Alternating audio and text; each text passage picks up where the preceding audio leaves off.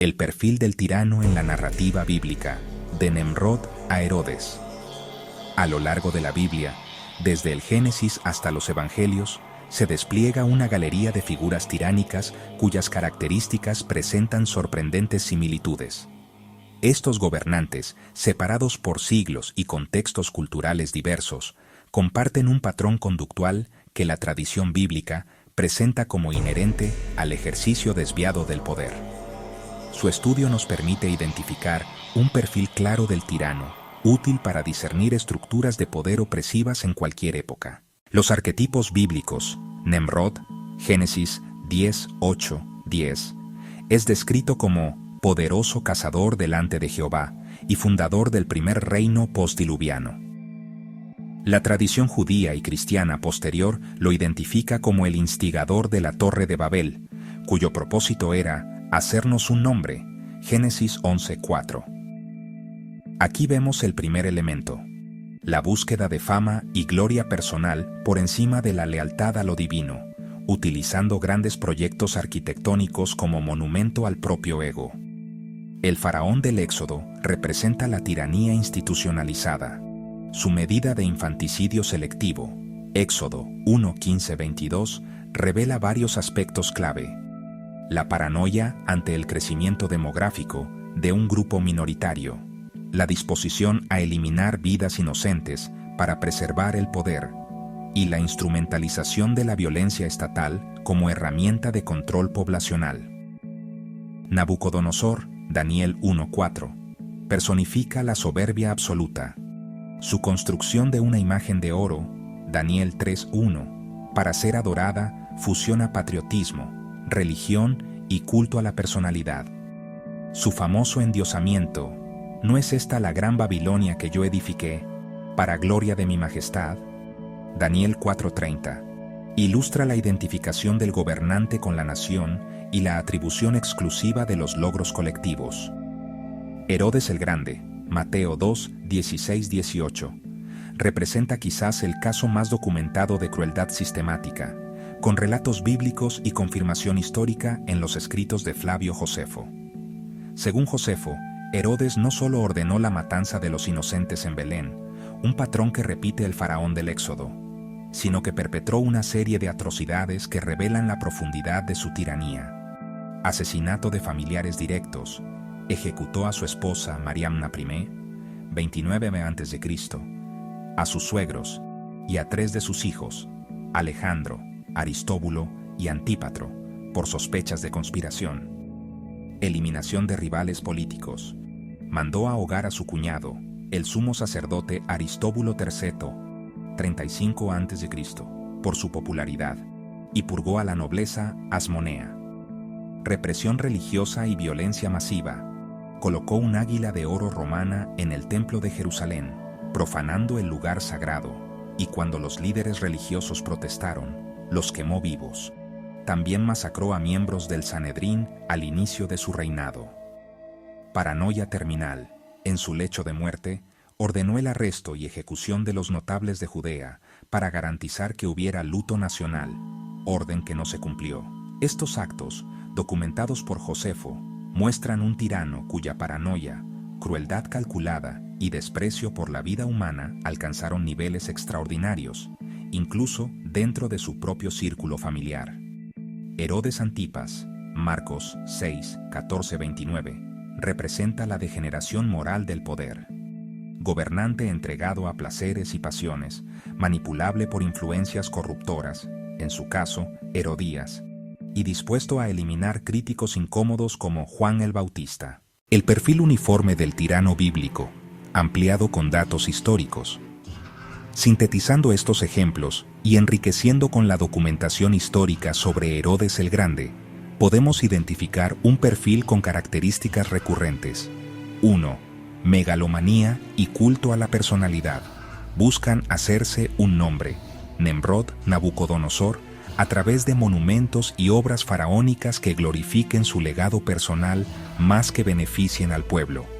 Herodes, aunque constructor del segundo templo, lo usó para ganar legitimidad mientras colocaba símbolos romanos que lo profanaban.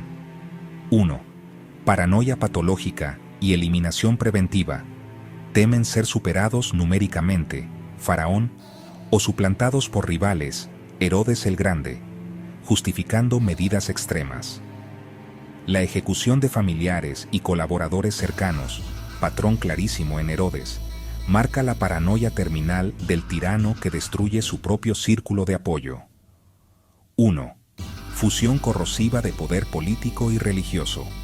Cooptan lo sagrado para control social, Nabucodonosor con la imagen, Herodes con el templo profano, creando una religión estatal que santifique su régimen mientras persiguen a los líderes religiosos auténticos. 1. Desprecio instrumental por la vida humana. Consideran a las personas como medios para sus fines, prescindibles cuando amenazan su poder.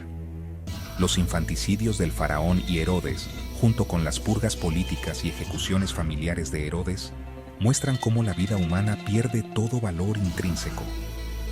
1. Degeneración moral progresiva y crueldad sistémica. El poder absoluto corrompe absolutamente, llevando a excesos de placer, Herodes Antipas, y a crueldad burocrática, torturas, ejecuciones masivas, violencia estatal metódica como en el caso de Herodes documentado por Josefo. 1. Aislamiento progresivo de la realidad y paranoia terminal.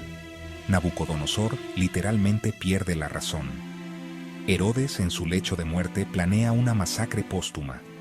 El tirano termina desconfiando de todos, incluso de sus herederos, viendo conspiraciones donde no las hay.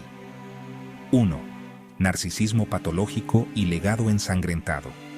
La nación, sus logros y su pueblo son extensiones de su ego. Herodes, aunque dejó grandes construcciones, es recordado principalmente por sus crímenes.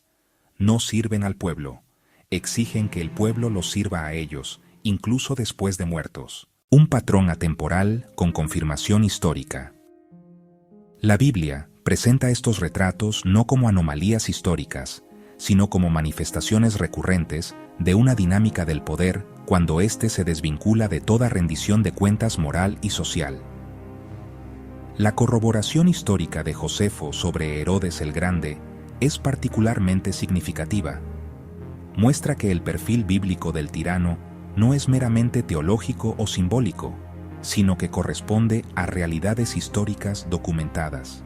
El tirano bíblico histórico opera bajo una lógica autorreferencial, donde su voluntad es la ley y su seguridad es el valor supremo, justificando cualquier medio por ese fin, incluyendo el asesinato intrafamiliar, la profanación de lo sagrado y la perversión del sistema judicial para eliminar opositores.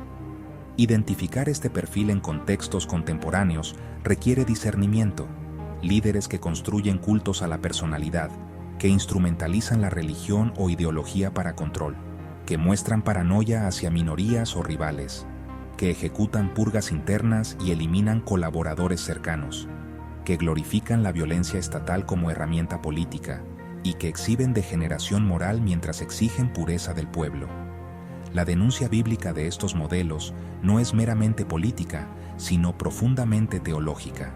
Coloca al ser humano por encima del Estado, la conciencia por encima de la ley del más fuerte, y la dignidad humana, creada a imagen divina, como límite inviolable al ejercicio del poder. La documentación histórica de las atrocidades de Herodes sirve como recordatorio concreto de que el patrón del tirano no es una abstracción, sino una realidad humana recurrente. En este sentido, reconocer al tirano, en sus manifestaciones antiguas y modernas, es el primer acto de resistencia para preservar lo humano en medio de sistemas deshumanizantes. En Iglesia Bíblica, Gracia y Verdad, reconocemos en los tiranos de las Escrituras la manifestación extrema del corazón humano no regenerado bajo el poder absoluto, confirmando nuestra doctrina de la depravación total. Afirmamos la soberanía de Dios sobre toda autoridad, pero también nuestro deber profético de denunciar toda tiranía que pervierta el ministerio de justicia instituido por Dios, obediencia a Él antes que a los hombres. Mientras vivimos como ciudadanos celestiales en un mundo caído, nuestra esperanza no está en reinos terrenales, sino en el reinado presente y futuro de Cristo. proclamando el Evangelio transformador y sirviendo como conciencia moral, siempre bajo la autoridad suprema de las Escrituras y en dependencia de la gracia soberana que solo puede redimir individuos y sociedades.